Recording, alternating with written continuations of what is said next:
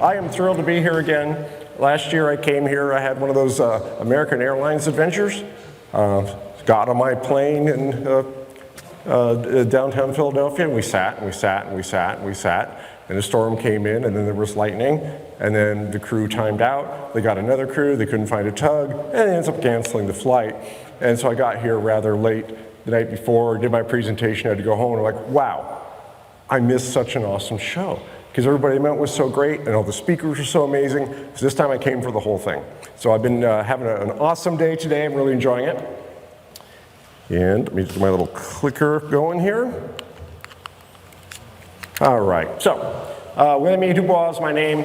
Again, as he mentioned, I am one of the foundation presenters from AOPA. So we have a team of about 14 people that travel the country giving the presentations. Contrary to what the good doctor said, I think we're all pretty good, but I appreciated his comments. I also work for an outfit that nobody's heard of called Infinity Flight Group, which is actually the 15th largest flight school in the world. And we're based in New Jersey and do collegiate training, airline training, all kinds of different training. So yes, we're one of the pilot mills. And I write the ground training curriculum and present a lot of it and supervise the other ground instructors. So part of my job is solving flight training problems. That's what we're going to talk about here today. And then, yeah, briefly, I'm a master ground instructor accredited by both NAFI and SAFE. They tell me there's only 2 of us in the world. They're accredited by both. I'm an aviation author. You can kind of see I'm a bit of an aviation workaholic, but it's not really work because it's aviation, right? I write a bunch of stuff for Air Safety Institute, and I have a couple columns in GA News. That's where you'll see me most often. Sometimes FAA Safety Briefing, other places as well. And over the years, I've written for most of the aviation press. Twice, this was a great one. I had students vote for me for a Distinguished Instructor Award, which is really cool because I'm a ground instructor. And they gave me these awards to say flight instructor. So it was kind of like a field promotion. Although I can't still sign off on my own flight review, so go figure. Oh well. Let's see, I hold a world speed record. Yes, in an airplane. Yes, in an air coupe, so it's not like the world's fastest world speed record, but it's the fastest speed record in an air coupe, so that's pretty cool. I used to race with the Sport Air Racing League, if you're familiar with that. It's kind of like minor league baseball for air racing, a lot of fun. And I own and fly a 1947 air coupe. Okay, I need to start today's presentation with a personal story, which I usually don't do. But this is a problem I identified through something that happened to myself. So I want to share the story for background, and then we'll talk about it, because this is a proficiency story. So when we was racing, I flew a ton. We were all over the country. The races were all spread out. So I'd get my little air coupe, and I would putt across the surface of the earth and get to each race. Took a lot of time. The 2016 season, I logged 174 Hobbs hours covering 17,000 odd miles just getting to and from the races. So I was flying pretty well. You know, it's not like airline pilot hours, but for a GA pilot, it was a pretty good number of hours. I felt pretty good about my skill set, and I flew pretty darn well as far as I was concerned. I was very happy, I was very confident. I felt I was doing a good job, and I knew my limitations very well. But doggone it, aviation, it's just one of those things, there's ups and downs, aren't there? So I fell into one of these life gets in the way. My flying dropped off a bit more, and for a time, I didn't have access to an airplane. I didn't fly at all. And that was really depressing. It has a happy ending, not to worry. All right, so, year and a half of no flying at all. I finally get back in the air. I get the family airplane back, kind of like the cat, that's a famous song about the cat came back. You know, family lost the airplane, but eventually got on the market. I was able to reclaim the family airplane and get it back in shape, back in the air. I was super happy until all of a sudden I realized, wow, I actually wasn't flying all that well. I'd become out of shape as a pilot. I was like, man, well, that's exactly how I felt. All right, So, what do? I'm not flying the level I used to. I got to get back in shape. How does one get back into shape? Well, you hit the gym and you work out, right? Now, this is a metaphor.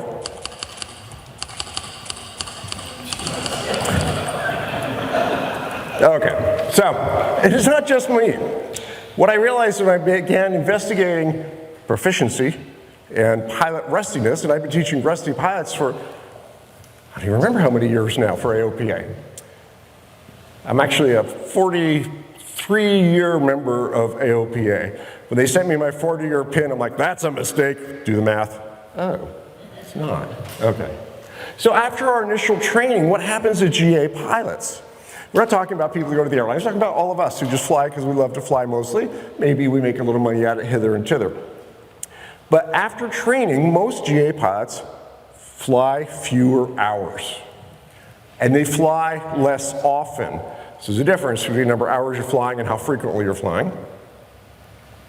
We tend to fall into a trap of flying a particular mission or series of missions. So the profile is less varied in GA than in GA training, where you do a lot of different types of flying.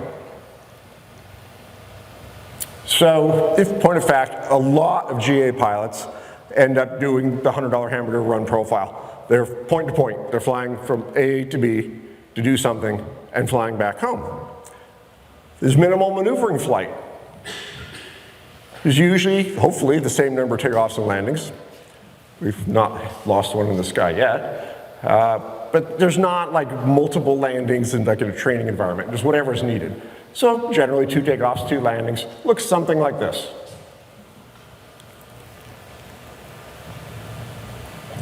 Pretty simple flying. Nothing wrong with that. All right. So, but all this initial variation, we're doing flight training. Performance maneuvers, ground reference maneuvers, soft field takeoffs, short field takeoffs, all these different types of flight training, slow flight, stalls, accelerated stalls. A lot of that stops happening. All those things are taught for a reason. All those things give us skill. And all those things give us a wider envelope of abilities when we need them. So we began to suffer skill fade in the types of skills we don't use on a regular basis and we don't practice. And we become rusty in all kinds of techniques that we don't usually use. That's what happens to us. So what can we do? In the biz, we call this losing proficiency. And proficiency is an interesting thing. We throw this word around a lot. We don't necessarily know precisely what it means. It has something to do with quality. So I looked up proficiency as a word. These words interest me because I am a wordsmith on the side, and it comes from the Latin. And if you translate the original Latin, you say, what did the word mean back when it was a Latin word? It means to make progress. So we tend to think of proficiency as perfection, but it's not necessarily perfection. It means getting better. So the goal is not to be perfect. The goal is to progress, to improve. So how can we do that? How can we do that? If our skill set's not progressing, if it's not evolving, if it's stagnating, we can't call ourselves proficient. But we have some limitations. Given how little we fly, most of us, we need a solution. So this is what I do at work. For Infinities, I come up with pilot training solutions so that, okay, I can figure this out. So I spend a lot of time. What do I need to think about? I need to think about flight education, how we learn originally, this whole issue of skill fade, the human factors, things, personality things that come into how we fly and don't like to fly, how we don't like to take tests, things like that. What does it mean to be a pilot? All these ideas floating around in my head, and in the background, this is sort of metaphor of a workout. So how would I get in shape? How can you get your flying skills back? What would that look like for a pilot for flying skills?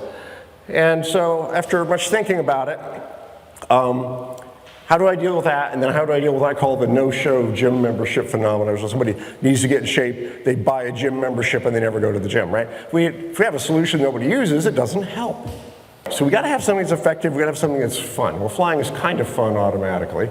It's got to coexist with how GA pilots fly, with this limited mission profile, limited funds, limited availability to airplanes. And again, I know different people in the room fly different periods of time, but if we look at GA pilots as a group, nationwide, the average flight time is 30 hours a year. It's not very much.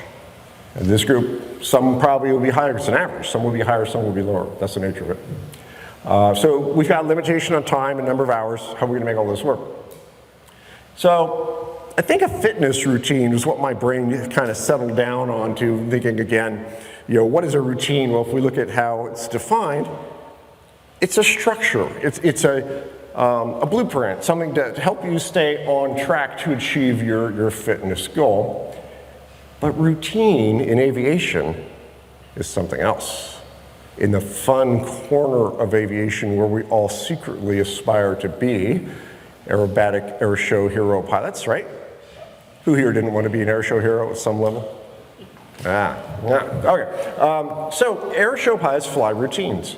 And what is an air show pilot routine? What's really interesting is different specific maneuvers stitched together to create basically something pretty, something exciting, something interesting. So I got to think, well, what about standard GA maneuvers? I mean, we can't be having people go out and flying outside the envelope and pulling Gs beyond what their planes are designed to do, but could we take normal training maneuvers, like everybody does in regular airplanes, and stitch them together to improve flying fitness and be a path to proficiency? So I built some routines from typical GA training maneuvers and put them together into something new to fly for my own fitness. And it was great, it was fun. I used to call it a proficiency workout routine because it's basically like going to the gym for my aviation muscles. I don't really go to gyms, so this is actually fun. All right, so each one takes a standard list of flight training maneuvers that I want to work on. And I stitch them together into a single routine that's flown nonstop. So what do we do in flight training? We go, oh, let's do a steep turn. One turn to the left, roll out, one turn to the right, done. And we go do, oh, let's go do an S turn. One loop left, one loop right, done. That's all that happens. Most of our flying turns are to the left. We don't go to the right. So I put these all together so it flies nonstop. So it's a workout. All right, so different types of maneuvers, exercises, different types of muscles, right? And just like aerobatic routines are nonstop, I had the idea we put these back nonstop and stitch them together. And there's actually precedent. If you think about most of our flight maneuvers, they're made up of different elements. So we stitch the elements of the maneuvers together to make a maneuver. Here we're stitching elements to maneuvers and maneuvers to routines and getting something new and really cool and fun and exciting that exercises our abilities. Okay, so like a workout, I try to repeat again and again. If you're lifting weights, you don't lift it once and call it a day, you lift it a number of times to build muscle. You do the same thing when you're flying. So rarely do a single maneuver, but small groups. So wash, rinse, repeat, basically, right? All right, so we get this element of strength building along with practice, along with fighting skills to fade. So here's my most recent one. This is a 15-minute flight workout in my little airplane, which doesn't fly terribly fast, so it doesn't need to take a lot of time. And you're gonna mix and match all of these into one skyspan routine. I'm gonna give you the list. I'm gonna actually show you sort of a illustration of how it's flown, not a video. I don't put video cameras in my plane or anything like that. But so I do 4 steep turns. This is like the recipe. Take 4 steep turns, take 2 chandelles, take 2 steep spirals, take 3 lazy 8s, a little bit of slow flight, a wing wag for fun, and a smoke ring for even more fun. Because I am blessed to have a smoke system in my airplane, and it's just really fun to do that type of thing. Okay, now let me show you what that would look like. I've created a little illustration, but I gotta kind of explain the symbolism so you get how it works. So a quick legend. You see a blue arrow? That's just nice straight and level flight. Slower moving yellow arrow, of course, that would be slow flight. Climbing, I use green. And descending, this sort of brownish orange color. The actual maneuvers, there's a clearing turn. There's a steep turn. There's a chandelle. With my smoke ring.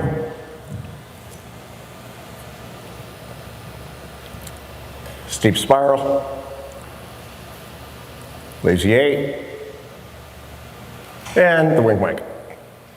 Okay, so let's look at it in action. So we'll be coming in from the top in a minute.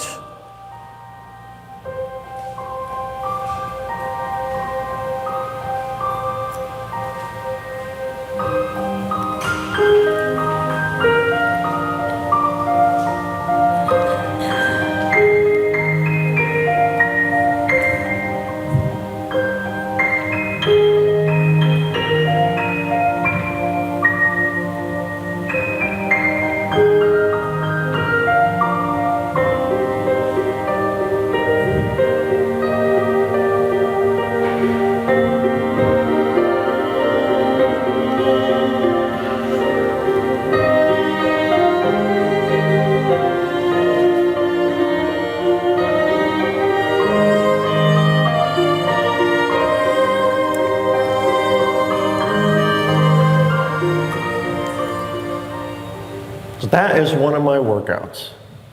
A lot of fun to fly, exercises different muscles.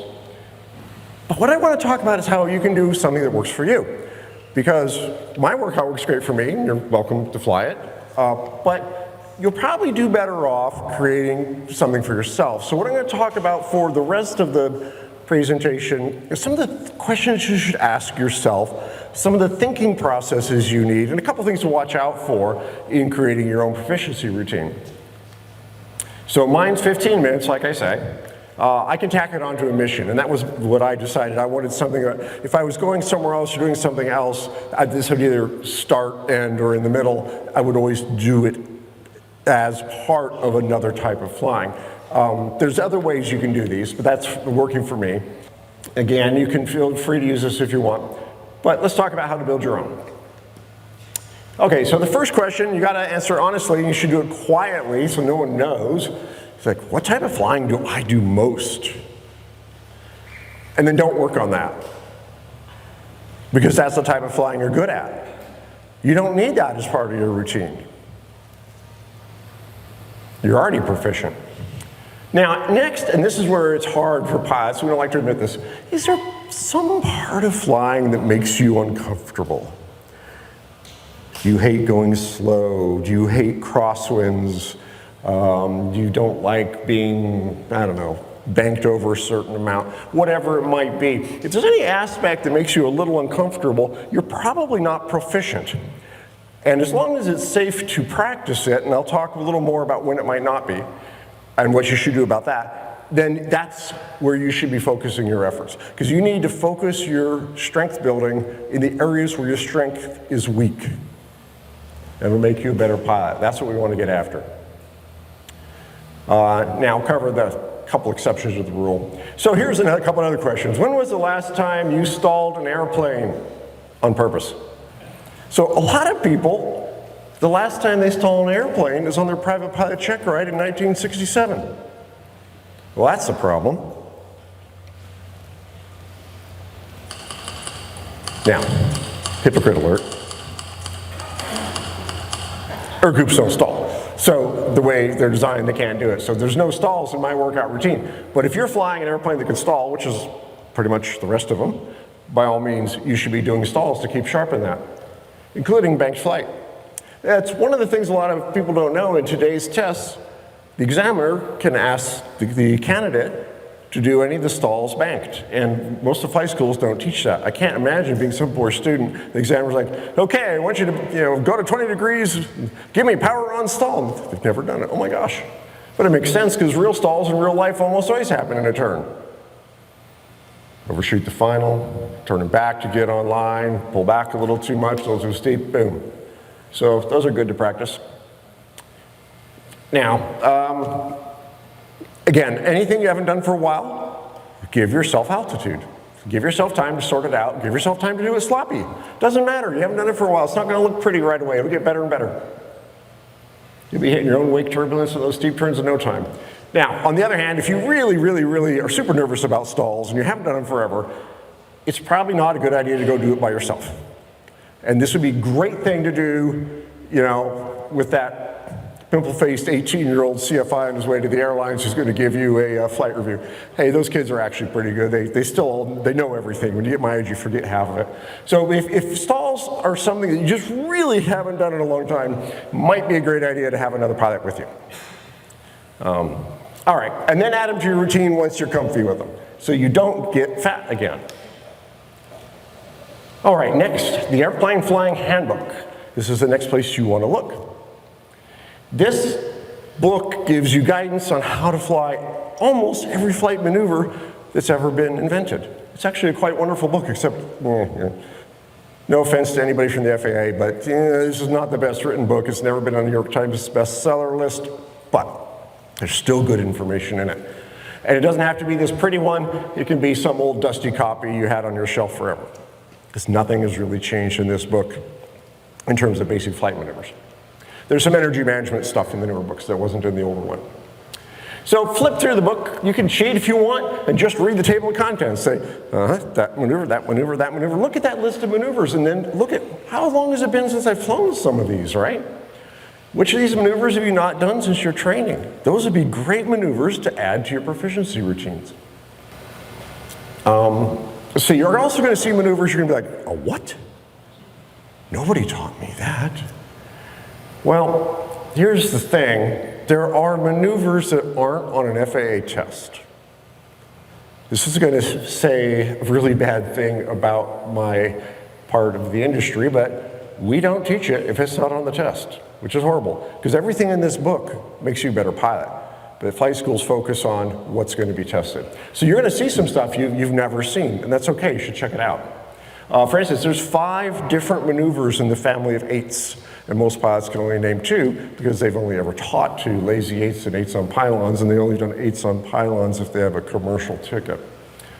Speaking of commercial tickets, there's no rule, there's no reg. It's not even unethical for privately certificated pilots to fly commercial maneuvers. Why not? They're just slightly higher skill set. There's some really interesting maneuvers in the commercial curriculum that if you don't have a commercial ticket, you haven't done yet. They're not that hard. A lot of them you could totally do with yourself or maybe with another pilot friend who's got a commercial ticket, or again, with a young CFI to introduce you to them. But there's some really neat skill building maneuvers that you can do that are, quote, commercial maneuvers. Now, real quick word on TOLs, takeoffs and landings. You would think that would be a good thing to add to proficiency, but it's not because of how we want to fly this, right?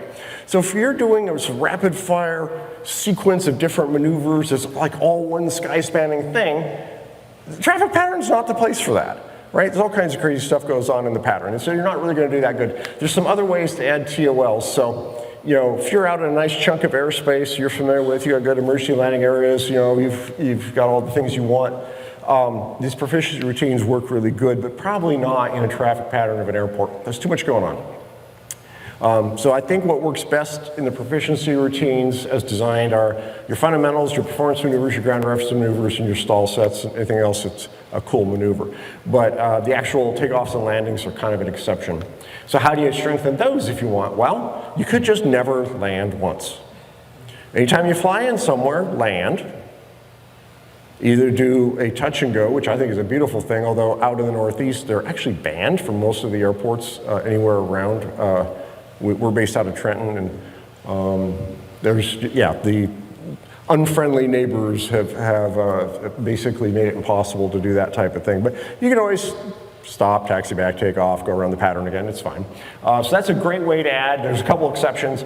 If you always get in a habit, you'll just be really good. You're going to double your number of landings. And if you heard from an insurance guy, if some of you were with me earlier, that actually, it's one of the things insurance companies look at older pilots in addition to hours. How many landings do you have? Record your landings, and you always do more. Now, that assumes it wasn't a horrible day, there wasn't turbulence, you weren't bounced into pieces, you're miserable, you're tired, it's a white knuckle landing, stay down on the ground. But if it's just a normal landing, do a couple, or do 3 if you want. Again, touch and goes, I love them when you can do them.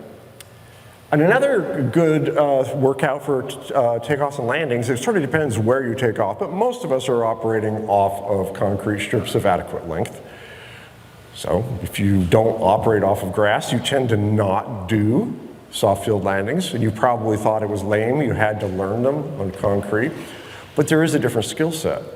So you can practice a soft field takeoff like a flight school student on a hard runway. You can do short field takeoff on a long runway. If you have a really, really super long runway, you can get a ground effect and just fly in ground effect for a whole long time. Great skill builder. So there's things you can do to get a little more proficient in your takeoffs and landings, but probably is a separate part of your entire routine. So once you kind of figure out what you think you need to work on, then the fun really begins, right? Now you got to figure out how to build your own routine. So once you have a list of maneuvers, you're going to put them together. So I have a cool tool that I use that I want to introduce you to. You might recognize a symbol here in a minute. So I use something what I call a flight card. And it's a graphic representation of my maneuver, like put on a knee board. And it kind of keeps me in sequence, not forgetting to do anything, remembering what to do. It's like a visual checklist to keep going. Now, I totally stole this idea from acrobatics. This is not unique to me at all. In acrobatic competition, the routines are made up of different maneuvers, and how the pilots keep on board, they have a cockpit reference card called an Aristi card, and that's what one looks like. So the Aristi catalog is a series of kind of beautiful alien hieroglyphic things for each maneuver, and then the pilot's like, oh, we're going to do an inside loop, an outside loop, we're going to do a hammerhead and whatever, and they put all those together into a routine, and then the routine's on a card to help them in the cockpit. You know, this is what I just did, this is what I'm doing next, and it's a flow thing. And so I stole that idea, and it works really, really good. So here's my card for the workout you just saw. And I want to show you a couple of ideas that can make this flow for you. You'll notice the middle of it is upside down. That's because I fly in the cockpit, I fly the first part, and then I flip the card over. And I fly the second part, and I flip the card over again on my knee board. It just keeps it all nice and tight. So that's why half it's upside down. So it's a plan form view of the workout's flight path, and just reminding me of what I'm doing next. And then I just created symbols that made sense to me. Like obviously the steep turns are pretty straightforward, but you know, you're probably going to want to create your own symbols that make sense that when you look at it, you say, oh, that is an S turn, or that is a lazy 8, or whatever it is. You're going to want to create some symbols. A couple of features of this one. So again, so ahead of myself there, so I was using them. This ensures I'm doing it repeatedly, which you should do with all good routines. And it's sort of like my little personal coach. Okay, so most of the maneuvers have both in right and left turns. So I'm exercising both. Most of our flight maneuvers to the left, pilots become very bad about anything turning to the right, so I like to work out the right hand. I mix my altitudes, making sure I'm doing some higher and some lower stuff. And I try to use climbing and maneuvering somewhat tactically. So you notice I do a chandelle for altitude, and then I do a steep spiral, drop it back down, do something closer to the ground, and then back up again. Just not wasting space-time. Goes on my knee board. So I've left room at the top and bottom for my clip, because I do flip it upside down. I throw in a few optional extras that work for me. And these are totally whether you think you need them or not. I'm changing power a lot because I have a fixed pitch propeller. I did a little acrobatic flying with a constant speed prop, and it's really great. You set everything, you do anything you want to the airplane, it just stays perfectly where you want it. But most of us don't have that. So I have some little symbols that look like my tachometer reminding me, oh, this is half power, full power, idle power, whatever it is. Likewise, I have some reminders for carb heat, because I used to fly in the Southwest where it didn't ever matter if I used my carb heat or not, and now I'm in the Northeast where, oh yes, it sure does matter, so I have reminders to myself to deploy my carb heat various times. I put in some altitude reminders,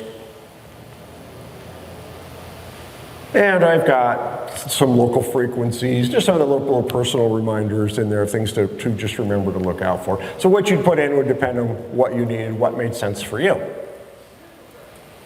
All right, so you're creating the card itself is actually a great way. It's like doodling your proficiency routine. So as you're putting it all together, you can begin to draw it out, and it can help you visually. Most pilots I find are very visual people, so it helps you visually create whatever it is you're wanting to do. So you get a symbol for each maneuver on your list.